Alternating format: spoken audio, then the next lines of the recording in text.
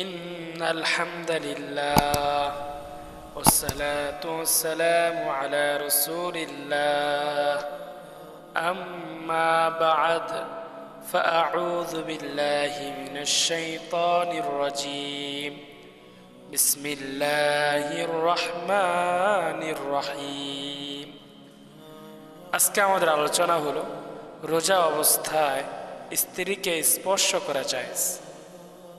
রোজা অবস্থায় স্ত্রীকে স্পর্শ করা যায়।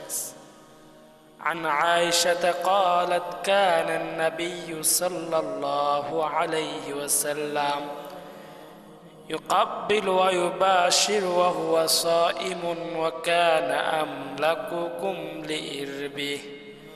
অর্থ হযরত আয়েশা রাদিয়াল্লাহু তাআলা আনহা থেকে বর্ণিত, তিনি বলেন, নবী করিম সাল্লাল্লাহু আলাইহি ওয়াসাল্লাম রোজা অবস্থায় স্ত্রীদেরকে চুমু খেতেন এবং স্পর্শ করতেন, তবে তিনি প্রবৃত্তি নিয়ন্ত্রণে তোমাদের থেকে অধিক সক্ষম ছিলেন। বুখারী, মুসলিম, হাদিস নাম্বার 1804।